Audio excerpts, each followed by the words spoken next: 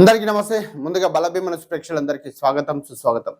రంగారెడ్డి జిల్లా షాబాద్లో ఒకే కుటుంబానికి చెందిన 6గురిని అత్యంత దారుణంగా హత్య చేసిన ఘటన తెలంగాణ రాష్ట్ర వ్యాప్తంగా తీవ్ర సంచలనం సృష్టించిన సంగతి మనందరికీ తెలిసిందే. ఈ కేసులో ప్రధాన నిందితుడు రాజ్ కుమార్ ఇప్పటికే పోలీసులకు చిక్కకపోవడంతో ఉత్కంఠ మరింత పెరిగింది. ఘటన జరిగిన 48 గంటలు దాటిన నిందితుడి ఆచూకీ లభించకపోవడంతో పోలీసులు రాష్ట్ర వ్యాప్తంగా విస్తృత గాలింపు చర్యలు కొనసాగిస్తున్నారు. ఈ కేసు ప్రస్తుతం తెలంగాణలోనే అత్యంత ప్రాధాన్యత కలిగిన దర్యాప్తుగా మారింది. దర్యాప్తులో భాగంగా వెలుగులోకి వస్తున్న ప్రతి కొత్త సమాచారం ఈ కేసును మరింత మిస్టరీగా మారుస్తుంది. హత్యల అనంతరం నిందితుడు తిమ్మాపూర్ రైల్వే స్టేషన్ సమీపానికి చేరుకొని రైలు పట్టాలపై నడుస్తూ ఆత్మహత్యకు ప్రయత్నిస్తున్నట్లు అనుమానాలు వ్యక్తమవుతున్నాయి. అక్కడి సీసీటీవీ కెమెరాల్లో నమోదైన దృశ్యాలను పోలీసులు పరిశీలిస్తున్నట్లు సమాచారం.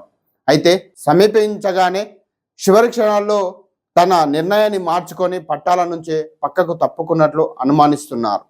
ఆ తర్వాత అతను అక్కడి నుంచి ఎటు వెళ్ళాడనే అంశం ఇప్పటికీ మిస్టరీగానే ఉంది. 6గురిని అత్యంత క్రూరంగా హత్య చేసిన తర్వాత రాజ్ కుమార్ ఎలా తప్పించుకున్నాడు, ప్రస్తుతం ఎక్కడ తలదాచుకున్నాడు, ఇంకా రాష్ట్రంలోనే ఉన్నాడా లేక సరిహద్దులు దాటి వెళ్ళిపోయాడా అనే ప్రశ్నలు ఇప్పుడు ప్రజల్లో తీవ్ర చర్చనీయాంశంగా మారాయి. హత్యలు జరిగిన వెంటనే పోలీసులు భారీ స్థాయిలో గాలింపు ప్రారంభించినప్పటికీ నిందితుడు ఇప్పటికీ చిక్కకపోవడం ఆసక్తికరంగా మారింది. అసలు అతడు బ్రతికే ఉన్నాడా లేక నిజంగానే ఆత్మహత్య చేసుకున్నాడా అనే అనేక అనుమానాలు స్పష్టమవుతున్నప్పటికీ ఇప్పటి వరకు ఈ అంశంపై కూడా అధికారికంగా స్పష్టత రాలేదు. దర్యాప్తు అధికారులు సేకరిస్తున్న ఆధారాల ప్రకారం రాజ్ కుమార్ ఈ హత్యలను అత్యంత పక్క ప్రణాళికతో అమలు చేసినట్లు భావిస్తున్నారు. తన సొంత కారును ఉపయోగిస్తే సులభంగా గుర్తించే అవకాశం ఉండడంతో షాద్నగర్ ప్రాంతంలో సెల్ఫ్ డ్రైవ్ విధానంలో ఒక కారును అద్దెకు తీసుకున్నట్లు సమాచారం. అదే వాహనంలో షాబాద్కు చేరుకొని నేరానికి పాల్పడిన తర్వాత మళ్ళీ అదే కారులో అక్కడి నుంచి వెళ్ళిపోయినట్లు పోలీసులు గుర్తించారు. హత్యల అనంతరం అతడు నందిగామ, కొత్తూరు, షాబాదు పరిసర ప్రాంతాల్లో కొంతసేపు తిరిగినట్లు సీసీటీవీ ఆధారాలు సూచిస్తున్నాయి. చివరకు కొత్తూరు మండలం తిమ్మాపూర్ రైల్వే స్టేషన్ సమీపంలో పెట్రోల్ పూర్తిగా అయిపోవడంతో ఆ కారును అక్కడే వదిలేసినట్లు పోలీసులు భావిస్తున్నారు. మరి కారును వదిలేసిన తర్వాత రాజ్ కుమార్ రైల్వే పట్టాలపై కొంత దూరం నడిచినట్లు సీసీటీవీ దృశ్యాల్లో కనిపించినట్లు సమాచారం. తొలుత ఆత్మహత్య చేసుకోవాలనే ఉద్దేశంతో రైలుకు ఎదురెళ్లాడని అనుమానించిన పోలీసులు చివరి క్షణంలో అతను పక్కకు తప్పుకున్నట్లు గుర్తించినట్లు పోలీసులు నిర్ధారిస్తున్నారు. మరి దీంతో 2 అవకాశాలను పోలీసులు పరిశీలిస్తున్నారు. ఒకటి, అక్కడి నుంచి ఏదైనా రైలు ఎక్కి మరో ప్రాంతానికి వెళ్ళి ఉండొచ్చు.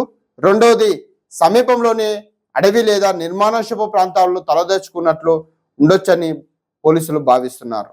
ఈ కేసు దర్యాప్తులో మరో కీలక విషయం వెలుగులోకి వచ్చింది. రాజ్ కుమార్ 1 కాదు 2 కాదు మొత్తం 4 మొబైల్ ఫోన్లు, 16 సిమ్ కార్డులు ఉపయోగిస్తున్నట్లు పోలీసులు గుర్తించినట్లు మనకు సమాచారం.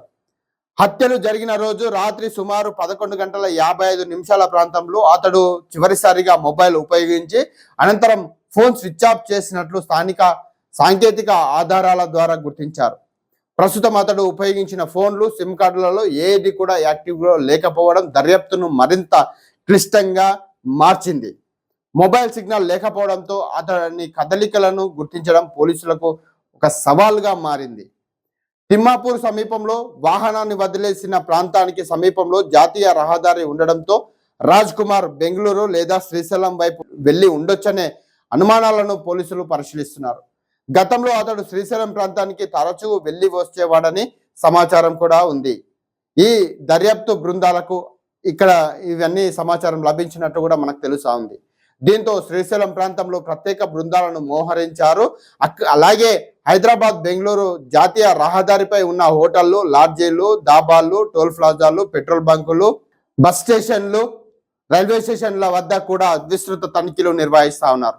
సీసీటీవీ కెమెరాలు, టోల్ ప్లాజా రికార్డులు, మొబైల్ టవర్ డేటా, అద్దె కారుకు సంబంధించిన GPS వివరాలు, డిజిటల్ ఆధారాలను పోలీసులు క్షుణ్ణంగా విశ్లేషిస్తున్నారు. రాష్ట్రంలోని పలు జిల్లాలకు నిందితుడి ఫోటోలు పంపించి అప్రమత్తం చేశారు. ప్రజలు కూడా ఎవరైనా అనుమానాస్పద వ్యక్తిని గమనిస్తే వెంటనే సమీప పోలీసులకు సమాచారం అందించాలని అధికారులు విజ్ఞప్తి చేస్తున్నారు. దర్యాప్తు వేగవంతం చేసేందుకు రాజ్ కుమార్ కుటుంబ సభ్యులు, బంధువులు, స్నేహితులు, అతనితో గతంలో సన్నిహితంగా ఉన్న వ్యక్తులను పోలీసులు విచారిస్తున్నట్లు సమాచారం. అతడు గతంలో వెళ్లిన ప్రాంతాలు, పరిచయాలు, ఆర్థిక లావాదేవీలు, ప్రయాణ వివరాలపై కూడా ప్రత్యేక దృష్టి సారించారు పోలీసులు.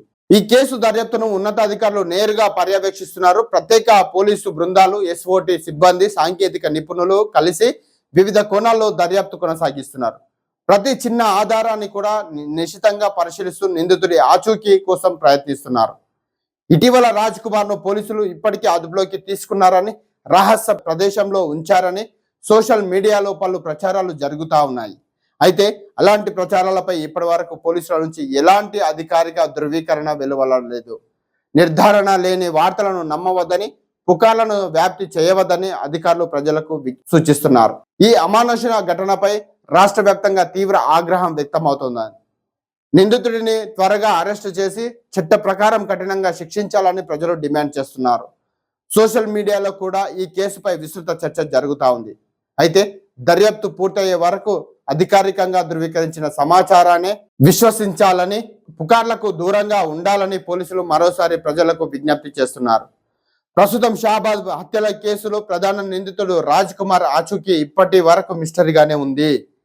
అతడిని గుర్తించేందుకు పోలీసులు అన్ని కోణాల్లో గాలింపు కొనసాగిస్తుండగా ఈ కేసులో మరిన్ని కీలక విషయాలు వెలుగులోకి వచ్చే అవకాశం ఉందని భావిస్తున్నారు. మరింత తాజా సమాచారం కోసం చూస్తూనే ఉండండి బలభీమను ఛానల్. ధన్యవాదాలు.